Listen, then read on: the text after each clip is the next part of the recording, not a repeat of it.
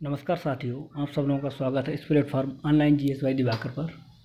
आइए आज हम लोग अपना नया टॉपिक शुरू करते हैं जिसका नाम है चक्रवात साइक्लोन।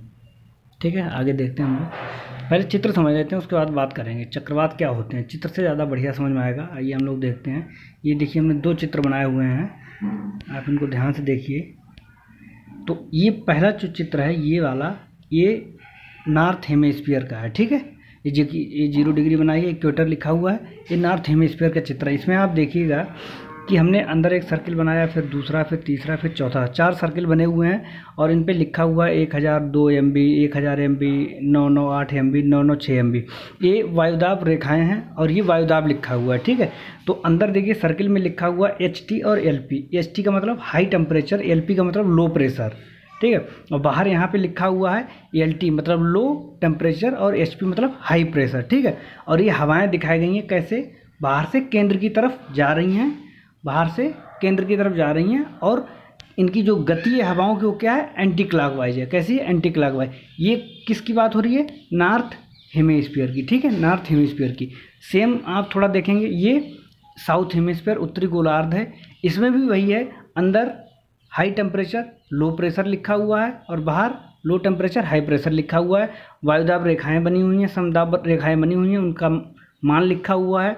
और हवाएं यहाँ पे भी बाहर से अंदर की तरफ जा रही हैं, बस अंतर क्या है, दिशा उलट गई है। इसमें कैसी दिशा है, क्लॉकवाइज है। ठीक है, तो चित्र को देखने से हमें पता चला है कि जो चक्रवातों का अंदर सेंटर है वहाँ पे LP लो प्रेशर लिखा हुआ है। ठीक है, इसमें भी और इसमें भी देख रहे होंगे आप लोग, लो प्रेशर लिखा हुआ है। मतलब उत्तरी गोलार्ध में एंटी क्लॉकवाइज दिशा है और इसमें क्लॉकवाइज। ठीक है, ये हमने चित्र देख लिया। अब हम लोग समझते हैं, आइए तुरंत समझ में आ जाएगा हम लोगों को। चक्रवात निम्न वायुदाब के केंद्र होते हैं। हमने अभी जैसे चित्र में दिखाया, ये कैसे केंद्र होते हैं, निम्न वायुदाब के केंद्र होते हैं जिनके चारों तरफ संकेंद्रीय समवायुदाब रेखाएं विस्तृत होती हैं। अभी जैसे आपने चित्र में देखा, संकेंद्रीय मतलब एक ही केंद्र से खींची गई होती हैं। ठीक है, विस्तृत होती हैं तथा केंद्र से बाहर की तरफ वायुदाब बढ़ता जाता है। आपने देखा केंद्र में 996 था और बाहर की तरफ 1002 लिखा हुआ था। ठीक है, केंद्र से बाहर की तरफ वायुदाब बढ़ता जाता है, जिससे परिधि से केंद्र की तरफ हवाएं चलने लगती हैं। कहाँ से, परिधि से मतलब बाहर से अंदर की तरफ हवाएं चलने लगती हैं, जिसकी दिशा उत्तरी गोलार्ध में एंटी क्लॉकवाइज वामावर्त मतलब घड़ी की विपरीत दिशा में, तथा दक्षिणी गोलार्ध में क्लॉकवाइज मतलब दक्षिणावर्त या घड़ी की सुइयों की दिशा में होती है। चक्रवातों का आकार प्रायः गोलाकार, B अक्षर के समान या अंडाकार होता है। ठीक है, ये जलवायु और मौसम चक्रवातों का विशेष महत्व होता है, क्योंकि जिस स्थान पर पहुंचते हैं वहां के तापमान और वर्षा में काफ़ी परिवर्तन करते हैं। ठीक है, या उनको प्रभावित करते हैं। अवस्थिति के आधार पर चक्रवात 2 प्रकार के होते हैं। ठीक है, पहला क्या है, ट्रॉपिकल साइक्लोन और दूसरा टेम्परेट साइक्लोन मतलब उष्णकटिबंधीय चक्रवात और शीतोष्ण कटिबंधीय चक्रवात। तो चक्रवात आपको समझ में आ गया। चक्रवात लो प्रेशर निम्न दाब के केंद्र होते हैं जो कि समदाब रेखाओं से घिरे हुए होते हैं और वायु परिधि से केंद्र की तरफ गमन करती हैं। उत्तरी गोलार्ध में एंटी क्लॉकवाइज और दक्षिणी गोलार्ध में क्लॉकवाइज गमन करती हैं। ठीक है, ये इनको क्या बोलते हैं, चक्रवात बोलते हैं। चक्रवात 2 तरह के होते हैं, उष्णकटिबंधीय और शीतोष्ण कटिबंधीय। ठीक है, आइए हम चित्र आपने देख लिया, ये चक्रवात का ही चित्र बना हुआ है। आगे हम लोग चर्चा करते हैं उष्णकटिबंधीय चक्रवात क्या होता है। ठीक है, चक्रवात 2 तरह के होते हैं, एक उष्ण और एक शीतोष्ण। तो आज हमारा जो टॉपिक है मेन वो है उष्णकटिबंधीय चक्रवात। ठीक है, अब इसको हम देखते हैं। N वर्ती क्षेत्रों में 30 डिग्री उत्तरी अक्षांश से 30 डिग्री दक्षिणी अक्षांशों के मध्य उत्पन्न चक्रवातों को उष्णकटिबंधीय चक्रवात कहा जाता है। ये देखिए, ये है हमारी मान लीजिए पृथ्वी, ये 0 डिग्री है, 30 डिग्री इधर 30 डिग्री इधर लिखा हुआ ना, 30 डिग्री उत्तरी। इसके बीच इस एरिया में जो भी चक्रवात उत्पन्न होते हैं उसको हम क्या बोलते हैं, उष्णकटिबंधीय चक्रवात बोलते हैं। क्योंकि ये उष्णकटिबंध भी है, इसी को N वर्ती क्षेत्र भी बोलते हैं। तो इस क्षेत्र में जो भी चक्रवात उत्पन्न होता है उसको हम क्या बोलते हैं, उष्णकटिबंधीय चक्रवात, क्योंकि इनका तापमान से सीधा संबंध होता है। ठीक है, ये निम्न वायुदाब वाले, पहले भी बताया गया, निम्न दाब वाले क्षेत्र होते हैं। अभिसरणीय परिसंचरण मतलब इनमें हवाएं कन्वर्ज होती हैं, ना कि डाइवर्ज होती हैं। क्या होती हैं, कन्वर्ज होती हैं। ठीक है, हवाएं कन्वर्ज होती हैं, अभिसरणीय परिसंचरण तंत्र होते हैं। ये चक्रवात अत्यधिक शक्तिशाली घातक और विनाशकारी होते हैं। कौन से? उष्णकटिबंधीय चक्रवात जो होते हैं बहुत ही शक्तिशाली होते हैं, घातक होते हैं और विनाशकारी होते हैं। विश्व के विभिन्न भागों में इन्हें अलग अलग नामों से जाना जाता है। आपका एक क्वेश्चन यहीं से बन जाता है, आप कोई भी एग्जाम दीजिए जहाँ भूगोल पूछा जाता है, एक क्वेश्चन यहाँ से जरूर पूछा जाता है, ठीक है। उष्णकटिबंधीय चक्रवातों को विश्व के अलग अलग क्षेत्रों में, अलग अलग देशों में, अलग अलग महासागरों में अलग अलग नाम से जाना जाता है, ठीक है। तो हम लोग देख लेते हैं कैरिबियन सागर में इसको क्या कहते हैं हम लोग। कैरिबियन सागर आपको पता होना चाहिए, अब ये तो इतना तो समझ होगी ही आपको। कैरिबियन सागर में इसको हरिकेन कहते हैं, ठीक। चीन सागर में इसको टाइफून कहते हैं। बंगाल की खाड़ी में चक्रवात या साइक्लोन कहते हैं। यहाँ पे ये भी लिख सकता है कि भारत में क्या कहा जाता है, ठीक है, तो आप चक्रवात बताएंगे, ठीक है। ऑस्ट्रेलिया के पूर्वी तट पर बिलीबिली बोलते हैं, जापान में टाइफू बोलते हैं, फिलीपींस में बांग्यो बोलते हैं और गल्फ ऑफ मैक्सिमो में टॉर्नेडो बोलते हैं इसको, ठीक है। क्या बोलते हैं? टॉर्नेडो बोलते हैं। तो इसको आप एकदम रट लीजिएगा, इसमें कोई संदेह नहीं होना चाहिए, एग्जाम में जरूर क्वेश्चन पूछा जाता है, ठीक है। अब हम बात करते हैं उष्णकटिबंधीय चक्रवातों की विशेषताएं क्या होती हैं। ये जो चक्रवात हम पढ़ रहे हैं उष्णकटिबंधीय चक्रवात, इनकी विशेषताएं क्या होती हैं, ठीक है। तो इसकी पहली विशेषता है कि इनका व्यास 80 से 300 किलोमीटर तक होता है। कभी कभी छोटे आकार के भी चक्रवातों का निर्माण हो जाता है जिनका व्यास 50 किलोमीटर होता है। व्यास समझ रहे हैं आप लोग? मान लीजिए कोई सर्किल है, इसको बोलते हैं आर, रेडियस त्रिज्या, इसका जो डबल होता है यहाँ से यहाँ तक का, इसको बोलते हैं व्यास, ठीक है। जो परिधि की बात हो रही थी वो ये वाला होता है, परिधि, सर्किल के चारों तरफ का हिस्सा, परिधि बोलते हैं इसको। और यहाँ से यहाँ तक, मतलब अगर दो तरफ की त्रिज्या को जोड़ दिया जाए दोनों तरफ तो व्यास बन जाता है, ठीक है। तो यहाँ पर हम लोग क्या बात कर रहे हैं, इनका व्यास जो है 80 से 300 किलोमीटर तक होता है। कभी कभी छोटे आकार का भी निर्माण हो जाता है जिनका व्यास लगभग 50 किलोमीटर तक होता है। ये विभिन्न गति से आगे बढ़ते हैं, ये विभिन्न गतियों से आगे बढ़ते हैं। जो क्षीण चक्रवात होता है उसकी स्पीड लगभग 32 किलोमीटर प्रति घंटा होती है।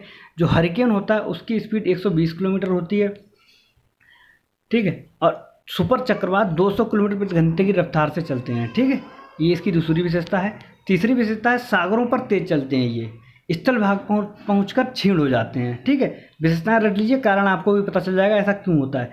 केंद्र में वायुदाब कमी कभी कभी 650 मिलीबार ही बचता है तथा बाहर की तरफ वायुदाब अधिक होता है जिससे हवाएं तेजी से अंदर की तरफ घुसती हैं और तूफान का रूप धारण कर लेती हैं। ऊपर के चित्र में भी बताया गया है कि जो केंद्र होता है, केंद्र में क्या होता है? लो प्रेशर, और बाहर क्या होता है? High pressure. इस वजह से बाहर से अंदर की तरफ हवाएं बहुत तेज़ी से घुसती हैं और वो कभी कभी किसका रूप ले लेती हैं? तूफान का रूप ले लेती हैं जब उनकी स्पीड बहुत तेज होती है। समदाब रेखाएं वृत्ताकार होती हैं। ऊपर जो चित्र दिखाया गया उसमें आप देखिएगा समदाब रेखाएं एक सर्किल के तौर पे बनी हुई हैं। वाताग्र नहीं बनती है। उष्णकटिबंधीय चक्रवातों में वाताग्र नहीं बनते हैं, ठीक है। ये शीतोष्णकटिबंधीय चक्रवातों में वाताग्र बनते हैं। हम किसकी बात कर रहे हैं अभी? उष्णकटिबंधीय चक्रवात। उष्णकटिबंधीय चक्रवात के प्रत्येक भाग में वर्षा होती है। कोई एक उष्णकटिबंधीय चक्रवात है मान लीजिए, उसके सारे भाग में वर्षा होती है। कोई उसका भाग ऐसा नहीं होता है जहाँ वर्षा ना होती हो, ठीक है। जबकि शीतोष्णकटिबंधीय चक्रवात में ऐसा नहीं होता, वहाँ पे उष्ण वाताग्र के सहारे वर्षा होगी, शीत वाताग्र के सहारे वर्षा नहीं होगी। कई सेल्स बनती हैं उसमें जहाँ वर्षा होती है नहीं होती है, लेकिन जो उष्णकटिबंधीय चक्रवात होता है इसमें हर जगह वर्षा होती है, प्रत्येक भाग में वर्षा होती है, ठीक है। सदैव गतिशील नहीं होते हैं, कभी कभी एक ही स्थान पर कई दिन तक रुक जाते हैं, ठीक है, और वहाँ पे भयंकर वर्षा करते हैं या भयंकर नुकसान पहुँचाते हैं, ठीक है। अगली विशेषता, सामान्यतः इनकी दिशा व्यापारिक पवनों के साथ पूर्व से पश्चिम की तरफ होती है, ठीक। किधर? पूर्व से पश्चिम की तरफ होती है, व्यापारिक पवनों के साथ चलते हैं ये, ठीक है। इसकी ऊर्जा का स्रोत गुप्त ऊष्मा है। अब आप ये मत पूछिएगा सर गुप्त ऊष्मा क्या होता है, पहले ही बताया जा चुका है कि जब भी बाष्पीकरण होता है तो बाष्पीकरण में ऊष्मा की आवश्यकता पड़ती है और वो ऊष्मा उसमें निहित हो जाती है, विहित हो जाती है। उसी को जब ऊपर जाके हवाएं ठंडी होती हैं तो वो उसमें से निकलती है, ऊर्जा मुक्त होती है, उसी को क्या बोलते हैं? गुप्त ऊष्मा बोलते हैं। जो कि कहाँ से प्राप्त होती है? इनको महासागरों से प्राप्त होती है, क्योंकि महासागरों पे ही बनते हैं, महासागरों से ही चलते हैं और महासागरों से ही बाष्पन होता है। तो इसलिए इनको जो गुप्त ऊष्मा मिलती है वो कहाँ से मिलती है? महासागरों से मिलती है, ठीक है। अगली विशेषता क्या है? महाद्वीपों के पूर्वी तट पर चलते हैं तब महासागरों के पश्चिमी भाग पर उत्पन्न होते हैं। जैसे मान लो हम लोग एक चित्र बनाते हैं, ठीक है, ये भारत है, तो भारत का ये जो वाला तट है ये कौन सा है? पूर्वी तट हुआ ना, लेकिन ये बंगाल की खाड़ी है या हिंद महासागर बोल सकते हैं। तो महासागर का ये वाला हिस्सा क्या हो गया? पश्चिमी तट हो गया ना। तो हमें कन्फ्यूज मत होइएगा आप, महाद्वीपों का पूर्वी तट और महासागरों का पश्चिमी भागों में उत्पन्न होते हैं, ठीक है। ये तो इनकी विशेषताएं हो गई। आगे हम देखते हैं उष्णकटिबंधीय चक्रवातों की उत्पत्ति की दशाएं। क्या क्या दशाएं होती हैं तब उष्णकटिबंधीय चक्रवातों की उत्पत्ति होती है? पहला क्या है? गर्म एवं आर्द्र वायु की आपूर्ति लगातार होनी चाहिए। क्योंकि इनका निर्माण ग्रीष्म काल में तब होता है जब सागरीय सतह का तापमान 27 डिग्री सेंटीग्रेड से अधिक हो। अभी हम जब ऊपर बोल रहे थे कि 2 प्रकार के चक्रवात होते हैं, एक उष्ण और एक शीतोष्ण, तो आपने देखा है ये 0 डिग्री है और ये 30 अगर 30 के इधर की बात करें तो कहीं भी ऐसा नहीं होता होगा जहाँ पर 27 डिग्री सेंटीग्रेड से तापमान अधिक हो पाता हो या फिर हवाएं वहाँ पर गर्म होती हों, ठीक है। क्योंकि ये सिर्फ ऐनवती क्षेत्र की ही विशेषता है कि जहाँ पर महासागरीय सतह का तापमान लगभग 27 डिग्री सेंटीग्रेड मिलेगा और गर्म हवा होगी, आर्द्र वायु होगी, ठीक है। अगर 30 डिग्री के उत्तर या दक्षिण हम जाएंगे तो हमें ऐसी कंडीशन नहीं मिलेगी। तो उत्पत्ति की प्रमुख दशा क्या है कि महासागरीय सतह का तापमान 27 डिग्री सेंटीग्रेड या उससे अधिक होना चाहिए, ठीक है। दूसरी विशेषता क्या है, इन चक्रवातों के लिए उच्च मान के कोरियोलिस बल का होना आवश्यक होता है। जो शीतोष्ण उष्णकटिबंधीय चक्रवात होते हैं इनके लिए कोरियोलिस बल का होना अति आवश्यक होता है। क्यों? क्योंकि अभी आपने देखा, मान लो हमने जो चित्र बनाया था उसमें हवाएं ऐसे ना जाकर के ऐसे अंदर जा रही हैं, ऐसे अंदर जा रही हैं। अगर कोरियोलिस बल नहीं होगा तो ये हवाएं चक्रवातीय रूप धारण नहीं कर पाएंगी, मतलब हवाएं सीधे सीधे हाई प्रेशर से लो प्रेशर की तरफ चलेंगी तो चक्रवात बनने की कोई संभावना नहीं है। इसलिए पहले भी बताया गया कि भूमध्य रेखा पर कोरियोलिस बल क्षीण होता है या नगण्य होता है। इस वजह से भूमध्य रेखा के आसपास उष्णकटिबंधीय चक्रवातों की उत्पत्ति नहीं होती, क्योंकि भूमध्य रेखा के पास कोरियोलिस बल का प्रभाव नगण्य होता है। तो इनकी उत्पत्ति के लिए दूसरी सबसे महत्वपूर्ण दशा है कि उच्च कोरियोलिस बल होना चाहिए। उससे क्या होता है, हवाएं विक्षिप्त होती हैं, विक्षोभ उत्पन्न हो जाता है उनमें, ठीक है, तो वो घूमने लगती हैं। आगे तीसरी विशेषता क्या है, चक्रवातों का संबंध ITCZ से होता है। ITCZ inter tropical convergence zone, जो ये 0 डिग्री की रेखा है, ये व्यापारिक पवनें आती हैं, इधर से व्यापारिक पवनें आती हैं और यहाँ पर आने के बाद ऊपर जो उठती हैं उसको क्या बोलते हैं, मिलके जो ऊपर उठ जाती हैं एक दीवार की तरह बनाती हैं, उसको हम क्या बोलते हैं, ITCZ बोलते हैं, ठीक है। ग्रीष्म काल में ITCZ का विस्तार 5 से 30 अंशांशों के बस मध्य रहता है। हालांकि जो ITCZ बनता है इसका निर्माण तो 0 डिग्री के आसपास होता है, क्योंकि इधर से व्यापारिक पवनें आती हैं, इधर से व्यापारिक पवनें आती हैं। लेकिन जब सूर्य उत्तरायण होता है तो सारी पेटियां उत्तर की तरफ खिसक जाती हैं। जब उत्तर की तरफ खिसक जाती हैं तो जो ये ITCZ का निर्माण हुआ, एक दीवार का निर्माण हुआ, इसका भी खिसकाव उत्तर की तरफ हो जाता है। और कहाँ तक विस्तृत हो जाती है, 5 से 30 डिग्री अक्षांशों के मध्य इसका विस्तार हो जाता है। सूर्य के दक्षिणायन होने पर ITCZ है, ये N नहीं, ठीक है, ITCZ दक्षिण की तरफ खिसक जाती है, इसलिए नॉर्थ हेमिस्फीयर में शीतकाल में चक्रवात अनुपस्थित होते हैं, ठीक है। उत्तरी गोलार्ध में अगर कथन आ जाए कि उत्तरी गोलार्ध में शीतकाल में चक्रवात अनुपस्थित होते हैं, कथन हो जाए, कारण क्या हो जाए, क्योंकि ये इसके दक्षिण में खिसक जाती है, कौन, ITCZ, ठीक है। तो कथन और कारण दोनों सही होंगे, उसकी व्याख्या भी सही होगी। ऐसा क्वेश्चन बनता ना कि एक स्टेटमेंट दिया गया है, कथन दिया गया, उसका एक कारण दिया गया है, ठीक है। तो कथन हो जाए कि उत्तरी गोलार्ध में शीतकाल में चक्रवात अनुपस्थित रहते हैं, बिल्कुल सही बात है। और उसकी व्याख्या क्या दे दे कि सूर्य दक्षिणायन हो जाता है, ठीक है। तो उसकी व्याख्या भी सही होगा और दोनों स्टेटमेंट भी सही होंगे। अगला पॉइंट है, धरातलीय चक्रवातों को 9 से 15 किलोमीटर की ऊंचाई पर प्रतिचक्रवातीय प्रसंचरण होना चाहिए। इस प्रसंचरण के कारण धरातलीय सतह की हवाएं ऊपर की तरफ खींचती हैं, जिससे न्यून दाब क्षेत्र मजबूत होता है। पहले ही बताया गया है कि जो चक्रवात होते हैं वो लो प्रेशर के होते हैं। जहाँ भी चक्रवात बनता है वहाँ जमीन पे तो चक्रवातीय दशाएं होती हैं, लेकिन उस चक्रवात के ऊपर 9 से 15 किलोमीटर की ऊंचाई पर प्रतिचक्रवातीय कंडीशन होनी चाहिए। प्रतिचक्रवातीय कंडीशन क्या करती है, नीचे की हवाओं को ऊपर खींचती है, तो वहाँ पर लो प्रेशर का निर्माण होता है। और जैसे ही लो प्रेशर का निर्माण होगा ये सबसे उपयुक्त दशा बन जाएगी, किसके लिए, चक्रवात की उत्पत्ति के लिए, ठीक है। अगली विशेषता क्या, बंद समदाब रेखाओं का निर्माण जिससे उच्च वायुदाब प्रवणता हो, ठीक है।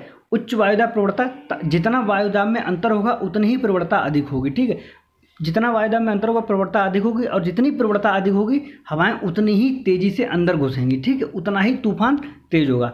वायु प्रवाह चक्रीय व्यवस्था में हो, कोरियोलिस बल के कारण जो वायु प्रवाह हो जाता है, कैसा हो जाता है, चक्रीय। अगर कोरियोलिस बल ना हो तो हवाएं सीधे सीधे चलें, हाई प्रेशर से लो प्रेशर की तरफ, लेकिन कोरियोलिस बल की उपस्थिति के कारण इनमें क्या हो जाता है, चक्रीय व्यवस्था उत्पन्न हो जाती है, ठीक है।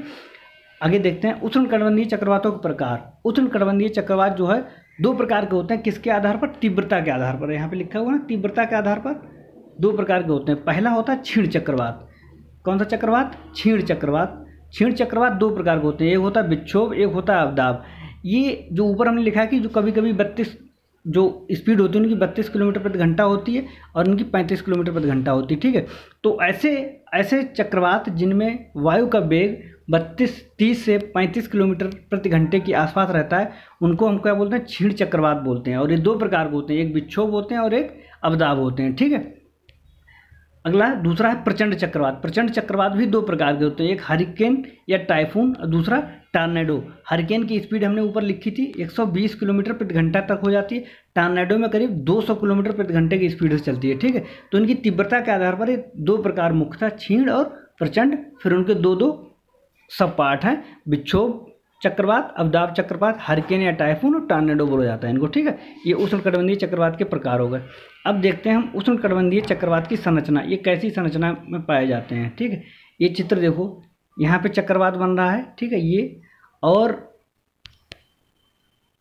ये जो देख रहे हो ये चक्षु आई, जहाँ पर लो प्रेशर होता है, एकदम लो प्रेशर होता है, वहाँ पे चक्रवात का चक्षु या उसकी आई बनती है, उसकी आंख बनती है, ठीक है। और उसके तरफ जो वहाँ पे ऐसे काली लाइन देख रहे हैं, इसको क्या बोलते हैं, चक्रवात की दीवार बोलते हैं, ठीक है।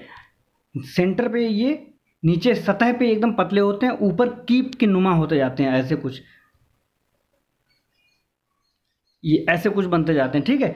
तो ये जो आंख और चक्रवात की दीवार होती है, इनकी क्या विशेषता होती हैं। चक्षु जो होता है इसको केंद्र बोला जाता है। कभी कभी इस आंख का आकार 150 से 200 किलोमीटर तक का मिलता है, और ये वर्षा रहित क्षेत्र होता है। वर्षा रहित क्षेत्र होता है, शांत होता है। जो चक्रवात की आंख होती है, ना ही उसमें वर्षा होती है और ना ही हवा चलती है अंदर, ठीक है, एकदम शांत क्षेत्र होता है, और इसी को इसका चक्रवात का केंद्र बोला जाता है। जो चक्षु भित्ति या चक्रवात की दीवार होती है, जैसा कि ऊपर चित्र में दिखाया गया, ये काले रंग की है, चक्रवात का सबसे प्रमुख पार्ट यही होता है। यहाँ पर सर्वाधिक सक्रिय क्षेत्र होता है, अभिसरण क्षेत्र होता है, वायु अभिसरित होती है यहाँ पे, वर्षा कपासी बादलों का निर्माण होता है एवं बादल फटने की संभावना है, और सबसे ज़्यादा मूसलाधार वर्षा इसी के आसपास होती है। जो सबसे चक्रवात की सबसे महत्वपूर्ण संरचना है वो चक्षु भित्ति ही है। सबसे ज़्यादा वर्षा, अभिसरण क्षेत्र, सबसे ज़्यादा सक्रिय क्षेत्र उसकी चक्षु भित्ति होती है। दो तरफ होती ना, एक इस तरफ भी है और इस तरफ भी है, ठीक है। आगे हम और इसको डीप देखेंगे। अगला है परत वन, ठीक है, आंतरिक प्रवाह क्षेत्र होता है। ये वायु अभिसरण यहाँ पे भी होता है, आरोहण होने लगता है, वाष्पीकरण होता है। आप इसमें देख सकते हैं चित्र में, पहली परत हमने दिखाई गई है, ये वाली पहली परत पूरी। तो इसमें क्या क्या होता है, ये आंतरिक प्रवाह का क्षेत्र होता है, वायु का अभिसरण होता है, इसमें आरोहण होता है और वाष्पीकरण होता है, ठीक है। सेकंड परत मध्यवर्ती परत कहलाती है, जो ज़्यादा इंपॉर्टेंट नहीं होती, केवल हवाएं ऊपर उठती हैं इसमें। तीसरी जो परत होती है ये महत्वपूर्ण होती है, ये बाह्य परत बोली जाती है। इसमें क्या होता है, वायु बाहर की तरफ फैलना शुरू हो जाती है एवं स्त्री कपासी बादलों का निर्माण होता है, कुछ बूंदाबांदी होती रहती है, ठीक है। ये वाली सबसे जो तीसरी परत, इसमें देख रहे हैं आप, हवाएं कहाँ जा रही हैं, हवाएं बाहर की तरफ चलने लगती हैं, ठीक है। इसमें वर्षा भी कम हो जाती है इस क्षेत्र में, क्योंकि स्त्री कपासी बादलों का निर्माण होता है, ठीक है। ये इसकी संरचना थी। अब देख लेते हैं उष्णकटिबंधीय चक्रवातों से संबंधित मौसम, ठीक है। जब ऐसे आप समझिए, मान लीजिए कोई चक्रवात आने वाला है और आप यहाँ पे खड़े हैं, ठीक है, आप यहाँ पे खड़े हैं। आप जब यहाँ पे खड़े हैं तो सबसे पहले आपके पास चक्रवात का ये वाला पार्ट आएगा, फिर ये वाला आएगा, फिर ये वाला आएगा, फिर ये वाला आएगा, फिर ये वाला, फिर ये वाला, फिर दो तरह से आप, या तो आप इसके अंदर ऐसे घुसते जाएँ, ये तो संभव नहीं है, लेकिन आप ऐसे खड़े हैं मान लीजिए तट के किनारे कहीं, और चक्रवात आ रहा है, ठीक है। जब चक्रवात आ रहा है तो कैसा महसूस होने लगेगा, पहले ये वाला, फिर ये वाला, फिर इसी क्रम में हम लोग आगे देखेंगे कैसा, ठीक है। आगमन के समय वायु मंद पड़ने लगती है, तापमान बढ़ने लगता है, वायुदाब घटता है तेजी से, ठीक है, वायु का वेग बढ़ने लगता है, आकाश पर पच्छाव मेघ दिखने लगते हैं, सागरों में ऊंची ऊंची तरंगें उठने लगती हैं, वर्षा नहीं होती है, ठीक है। जब हमें दूर से अगर चक्रवात दिखेगा या उसके आगमन की सूचना मिलेगी तो क्या होगा, वायुदाब घटने लगेगा, तापमान बढ़ने लगेगा, वायु की गति धीरे होने लगेगी, वायु मंद पड़ने लगेगी, वायु की वेग बढ़ने लगेगा, ठीक है। जो चक्रवात के आसपास होगी वहाँ पर क्या होने लगेगा, वायु का वेग बढ़ने लगेगा, लेकिन जहाँ आप खड़े होंगे वहाँ पे क्या लगेगा आपको कि जैसे हवा चल ही नहीं रही हो, ठीक है, वायु मंद पड़ने लगेगी, आकाश पर पच्छाव मेघ दिखने लगेंगे, सागरों पर ऊंची ऊंची तरंगें उठने लगेंगी, ठीक, पहली कंडीशन। दूसरी कंडीशन में क्या है कि चक्रवात जब नज़दीक आता है हवाएं तूफान का रूप ले लेती हैं, ठीक है, काले कपासी वर्षी मेघ छा जाते हैं, भीषण मूसलाधार वर्षा होती है, आकाश में का आच्छादन हो जाता है, एकदम काला हो जाता है, दृश्यता बिल्कुल कम हो जाती है, यानी कि आप जो है चक्रवात के अंदर यहाँ कहीं पहुँच गए हैं, ठीक है। यहाँ पर क्या होता है, क्योंकि चक्रवात की दीवार सामने होती है और दीवार पे ही सबसे ज़्यादा सक्रिय क्षेत्र होता है और वहीं पे ये सब कंडीशंस बनती हैं। कौन कौन सी? बहुत मेघाच्छादन हो जाता है, मूसलाधार वर्षा होती है, कपासी वर्षे मेघ बन जाते हैं, दृश्यता बिल्कुल कम हो जाती है। ठीक, उसके बाद क्या होता है? इसके बाद अचानक वायु शांत पड़ जाती है, आकाश मेघ रहित हो जाता है, साफ हो जाता है, वर्षा रुक जाती है। जब ऐसा होता है तो इसका मतलब ये नहीं कि चक्रवात चला गया, चक्रवात छीण पड़ गया। ये बात दर्शाता है कि आप चक्रवात के बिल्कुल सेंटर, बिल्कुल केंद्र में पहुंच गए, जिसको चक्रवात की आंख कहा जाता है। ऊपर भी बताया जाएगा जो चक्रवात की आंख है ये बिल्कुल शांत क्षेत्र होता है, ना ही यहाँ हवा चलती है, ना ही यहाँ पर वर्षा होती है। ठीक है, जब भी चक्रवात आए उसके बाद ऐसी कंडीशन बने तो आप लोग ये मत सोचिए कि चक्रवात क्षीण हो गया है। ठीक है, उसमें क्या होता है कि आप चक्रवात की आंख के आसपास पहुंच गए हैं। उसके बाद क्या होता है? इसके बाद पृष्ठ भाग आता है, चक्रवात का जो पिछला हिस्सा आता है वो आता है, वहाँ पर भी घनघोर वर्षा प्रारंभ होती है, क्योंकि चक्रवात के पृष्ठ में भी तो चक्रवात की दीवार होती है जो कि सबसे सक्रिय क्षेत्र है। जैसे चक्रवात आगे बढ़ता है, वायुदाब बढ़ता जाता है, वायु वेग मंद पड़ जाता है, तब वर्षा भी क्षीण हो जाती है और चक्रवात आगे निकल जाता है। चक्रवात के आगे निकल जाने पर फिर से मौसम साफ हो जाता है। ठीक है, ये था चक्रवात और चक्रवात के बारे में पूरा एक्सप्लेनेशन। एक चित्र हमने इसमें ऐड किया है, आप इसमें देखिएगा।